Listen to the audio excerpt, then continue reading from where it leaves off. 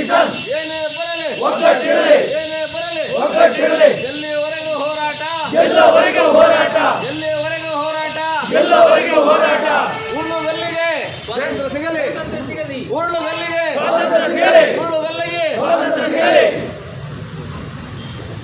ಬರಲಿ ಒಗ್ಗಟ್ಟಿರಲಿ ಏನೇ ಬರಲಿ ಒಗ್ಗಟ್ಟಿರಲಿ ಎಲ್ಲಿವರೆಗೂ ಹೋರಾಟ ಎಲ್ಲವರೆಗೂ ಹೋರಾಟ ಎಲ್ಲಿವರೆಗೂ ಹೋರಾಟ ಎಲ್ಲವರೆಗೂ ಹೋರಾಟ ಉರುಳುಗಲ್ಲ ಗ್ರಾಮಕ್ಕೆ ಉರುಳುಗಲ್ಲ ಗ್ರಾಮಕ್ಕೆ ಉರುಳುಗಲ್ಲ ಗ್ರಾಮಕ್ಕೆ ಏನೇ ಬರಲಿ ಒಗ್ಗಟ್ಟಿರಲಿ ಏನೇ ಬರಲಿ ಒಗ್ಗಟ್ಟಿರಲಿ ಎಲ್ಲಿವರೆಗೂ ಹೋರಾಟ ಎಲ್ಲವರೆಗೂ ಹೋರಾಟ ಎಲ್ಲಿವರೆಗೂ ಹೋರಾಟ ಎಲ್ಲವರೆಗೂ ಹೋರಾಟ ಜೈ ಜವಾನ್ ಜೈ ಕಿಸಾನ್ ಜೈ ಜವಾನ್ ಜೈ ಕಿಸಾನ್ ದಿನೇಶ್ ಇಲ್ಲೋಡಿ ದಿನೇಶ್ ಅಣ್ಣ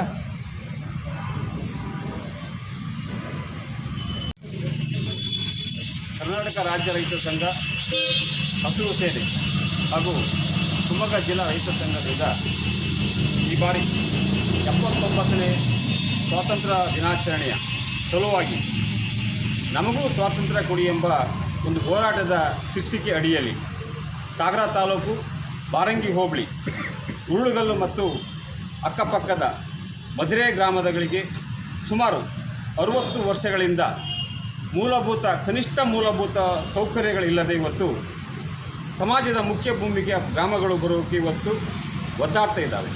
ಕಾರಣ ಈ ದೇಶದ ವ್ಯವಸ್ಥೆಯ ಸ್ಥಿತಿಯ ಅಡಿಯಲ್ಲಿ ಇವತ್ತು ಸುಲುಕಿ ಇವತ್ತು ನರಳ್ತಾ ಇದ್ದ ಗ್ರಾಮಗಳು. ನಮಗೂ ಸ್ವಾತಂತ್ರ್ಯ ಕೊಡಿ ಎಂಬ ಶೀರ್ಷಿಕೆ. ಸ್ವಾತಂತ್ರ್ಯ ಅಂದರೆ ಏನು? ನಾವು ಹೇಗೆ ಬದುಕ್ತಿದ್ದೀವಿ, ನಮ್ಮ ಅಕ್ಕಪಕ್ಕದ ನೆರೆಹೊರೆಯ ಗ್ರಾಮಗಳು, ನೆರೆಹೊರೆಯ ಜನರುಗಳು ನಮ್ಮ ರೀತಿ ಬದುಕಿಸುವುದೇ ಸ್ವಾತಂತ್ರ್ಯ ಅಂತ ಒಂದು ಸ್ವಾತಂತ್ರ್ಯ ಇವತ್ತಿಗೂ ಅವರಿಗೆ ದಕ್ಕಿಲ್ಲ. ಆದ ಕಾರಣ ಅವರಿಗೆ ನೈತಿಕ ಬೆಂಬಲ, ನೈತಿಕ ಸ್ಥೈರ್ಯ ಹಾಗೂ ಸಮಾಜದಲ್ಲಿ ನಮ್ಮಂತೆ ಬದುಕುವಂತೆ ಮಾಡುವಂತೆ ದೃಷ್ಟಿಯಿಂದ ಇವತ್ತು ರಾಷ್ಟ್ರದ ರಾಜಕಾರಣಿಗಳಿರ್ಬೋದು, ರಾಜ್ಯದ ರಾಜಕಾರಣಿರ್ಬೋದು, ಅಧಿಕಾರಿಗಳ ಒಂದು ಗಮನವನ್ನು ಸೆಳೆಯುವ ನಿಟ್ಟಿನಲ್ಲಿ ಇವತ್ತು ಮಾನ್ಯ ಶಿವಮೊಗ್ಗ ಜಿಲ್ಲಾ ರೈತ ಸಂಘದ ಅಧ್ಯಕ್ಷರಾದಂಥ ದಿನೇಶ್ ಶಿರೋಳ ಅವರ ನೇತೃತ್ವದಲ್ಲಿ ಮತ್ತು ಸಂಘಟನೆಯ ನೇತೃತ್ವದಲ್ಲಿ ಇವತ್ತು ನಮಗೂ ಸ್ವಾತಂತ್ರ್ಯ ಕೊಡಿ ಎಂಬ ಶೀರ್ಷಿಕೆ ಅಡಿಯಲ್ಲಿ ಇವತ್ತು ಒಂದು ಚಳುವಳಿ, ಒಂದು ಹೋರಾಟವನ್ನು ಇವತ್ತು ನಾವು ಹಮ್ಮಿಕೊಂಡಿದ್ದೇವೆ. ನಮ್ಮ ಹಲವಾರು ಈ ಒಂದು ಕಾರ್ಯಕರ್ತರು ಆಗಮಿಸಿದ್ದಾರೆ, ಮಾಧ್ಯಮದ ಸ್ನೇಹಿತರು ಆಗಮಿಸಿದ್ದಾರೆ. ಅವರಿಗೆ ನಾನು ವೈಯಕ್ತಿಕವಾಗಿ ಎಲ್ಲರಿಗೂ ಇವತ್ತು ಸ್ವಾಗತವನ್ನು ಈ ಸಂದರ್ಭದಲ್ಲಿ ಕೋರ್ತಾ ಇದ್ದೇನೆ. ಇವತ್ತು ಕರ್ನಾಟಕ ರಾಜ್ಯ ರೈತ ಸಂಘ ಶಿವಮೊಗ್ಗ ಜಿಲ್ಲೆ ಸಾಗರ ತಾಲೂಕು ಘಟಕದ ವತಿಯಿಂದ ನಮಗೂ ಸ್ವಾತಂತ್ರ್ಯ ಕೊಡಿ ಅನ್ನೋ ಶೀರ್ಷಿಕೆ ಅಡಿಯಲ್ಲಿ ಸತ್ಯಾಗ್ರಹಕ್ಕೆ ಚಾಲನೆ ನೀಡಿದ್ದೇವೆ. ಕಾರಣ ಶಿವಮೊಗ್ಗ ಜಿಲ್ಲೆ ಸಾಗರ ತಾಲೂಕು ಬಾರಂಗಿ ಹೋಬಳಿ ಉರುಳುಗಲ್ಲು ಮತ್ತು ಇನ್ನಿತರೆ ಮಜರೆ ಗ್ರಾಮಗಳು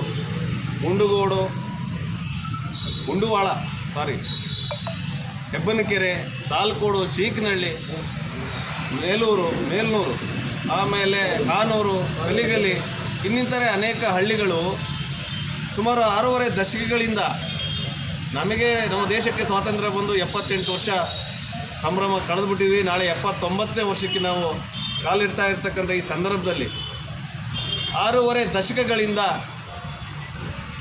ಕನಿಷ್ಠ ಮೂಲಭೂತ ಸೌಕರ್ಯಗಳಿಲ್ಲದೆ ಕಾಡು ಪ್ರಾಣಿಗಳ ರೀತಿ ಅಲ್ಲಿ ಜೀವನ ಸಾಗಿಸ್ತಾ ಇರ್ತಕ್ಕಂಥ ನಮ್ಮ ರೈತರು, ಅವ್ರಿಗೆ ಈ ನಾಡಿನ ಜಲವಿದ್ಯುತ್ ಯೋಜನೆಗೆ ತಮ್ಮ ಭೂಮಿಯನ್ನು ತ್ಯಾಗ ಮಾಡಿರ್ತಕ್ಕಂಥ ರೈತರು, ಖಾಲಿ ಪೀಲಿ ಅಲ್ಲ ಅವರು. ನಾವೆಲ್ಲ ಬೆಳಕಿನಲ್ಲಿ ಇರಲಿಕ್ಕೆ ಕಾರಣವೇ ಈ ರೈತರು. ಸುಮಾರು ಈ ರಾಜ್ಯದ ವಿದ್ಯುತ್ ಬೇಡಿಕೆ 70ರಿಂದ 80% ವಿದ್ಯುತ್ ಉತ್ಪಾದನೆ ಆಗ್ತಾ ಇರ್ತಕ್ಕಂಥದ್ದು ಲಿಂಗನಮಕ್ಕಿ ಜಲಾಶಯ ಏನು ಕಟ್ಟಿದ್ರು ಆ ಭೂಮಿಯಿಂದ. ಅಂಥ ಜನರನ್ನ ಇವತ್ತಿನವರೆಗೂ ಕೂಡ ಅವ್ರಿಗೆ ವಿದ್ಯುತ್ ಕೊಡಲಿಲ್ಲ, ಅವ್ರ ಮಕ್ಕಳಿಗೆ ಓದಲಿಕ್ಕೆ ಸ್ಕೂಲ್ ಇಲ್ಲ, ಅವ್ರಿಗೆ ಸರಿಯಾದ ರಸ್ತೆ ಇಲ್ಲ, ಅವರಿಗೆ ಆರೋಗ್ಯ ಸೌಲಭ್ಯಗಳಿಲ್ಲ. ಯಾಕೆ? ಅನೇಕ ರಾಜಕಾರಣಿಗಳು ಆಳಿದಂಥ ಈ ಕ್ಷೇತ್ರ ಇವತ್ತು ಇಷ್ಟೊಂದು ಮುಂದುವರೆದಿದೆ. ವಿಮಾನ ಬಂತು ನಮ್ಮ ಜಿಲ್ಲೆಗೆ, ರೈಲುಗಳು ಬಂದು, ಆದರೆ ಅವರಿಗೆ ಕನಿಷ್ಠ ಒಂದು ಬಸ್ಸಿನ ವ್ಯವಸ್ಥೆ ಕೂಡ ಇಲ್ಲ.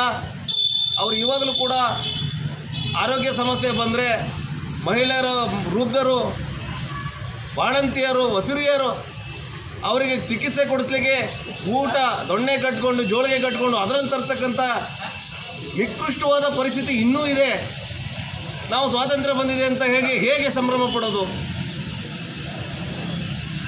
ಆ ಉದ್ದೇಶದಿಂದ ಇಲ್ಲಿವರೆಗೂ ನೂರಾರು ಮನವಿಗಳು, ನೂರಾರು ಅರ್ಜಿಗಳು ಎಲ್ಲ ರಾಜಕಾರಣಿಗಳು, ಎಲ್ಲ ಅಧಿಕಾರಿಗಳನ್ನೂ ಕೂಡ ದುಂಬಾಲು ಬಿದ್ದು ಇವತ್ತು ಯಾವುದೇ ಫಲಪ್ರದ ಕಾಣದೇ ಇರತಕ್ಕಂಥ ಸಂದರ್ಭದಲ್ಲಿ ನಮಗೆ ಸ್ವಾತಂತ್ರ್ಯ ಬೇಕೇ ಬೇಕು. ನಮ್ಮವರಿಗೆ ನಾವು ಬದುಕು ಕಳ್ಕೊಂಡಿದ್ದೀವಿ. ಅವ್ರ ಮಕ್ಕಳು, ಪುಟ್ಟ ಮಕ್ಕಳು ತಂದೆ ತಾಯಿ ಬಿಟ್ಟು 3 ವರ್ಷಕ್ಕೆ ಯಾವುದೋ ಸಂಬಂಧಿಕರ ಮನೆಯಲ್ಲಿ ದೂರದ ಊರಿನಲ್ಲಿ ಶಿಕ್ಷಣಕ್ಕಾಗಿ ಅರಸಿ ಬಂದಿದ್ದಾವೆ. ಆಗ ತಾಯಿಗೆ ಉಡ್ಲಿಕ್ಕೆ ಬಟ್ಟೆ ಇಲ್ಲ, ಹೆಂಡತಿಗೆ ರೇಷ್ಮೆ ಸೀರೆ ಕೊಡಿಸ್ಕೊಂಡು ಊರೆಲ್ಲ ಸುತ್ತಾಡಿಸ್ದಂಗೆ ಆಗ್ತಾ ಇದೆ. ಹೌದಾ ಇಲ್ವಾ? ನಮಗೆ ನಿಜವಾಗಿಯೂ ನಾಚಿಕೆ ಆಗ್ತಾ ಇದೆ. ನಾವು ಸ್ವಾತಂತ್ರ್ಯ ಭಾರತದಲ್ಲಿ ಇದೀವ. ನಿಮ್ಮ ಆಡಳಿತ ನೋಡಿದರೆ ಬ್ರಿಟಿಷರು ನಿಮಗಿಂತ ಮೇಲಿದ್ರೇನೋ, ನಿಮಗಿಂತ ಪರವಾಗಿರ್ಲಿಲ್ವೇನೋ ಅಂತೇಳಿ ನಮಗೆ ಅನೇಕ ಹೋರಾಟಗಳನ್ನ ರೈತ ಸಂಘ ಮಾಡ್ಕೊಂಡು ಬಂದಿದೆ. ಎಲ್ಲ ಅರ್ಥಪೂರ್ಣವಾದ ಹೋರಾಟವೇ.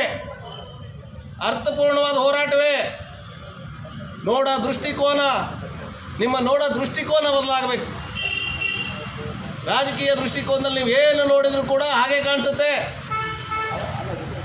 ನಿನ್ನೆ ಕೂಡ ನಮ್ಮ ರೈತರ ಬೆಳೆ ನಾಶ ಆಗಿದೆ. ಬೆಳೆಯನ್ನು ನಾಶ ಮಾಡಿದ್ದಾರೆ ನಿಮ್ಮ ಕಂದಾಯ ಇಲಾಖೆ ಅಧಿಕಾರಿಗಳು. ಆಡಳಿತ ಬದುಕಿದೆಯಾ, ಸತ್ತಿದೆಯಾ? ನಿಮ್ಮ ಆಡಳಿತ ಬದುಕಿದೆಯಾ?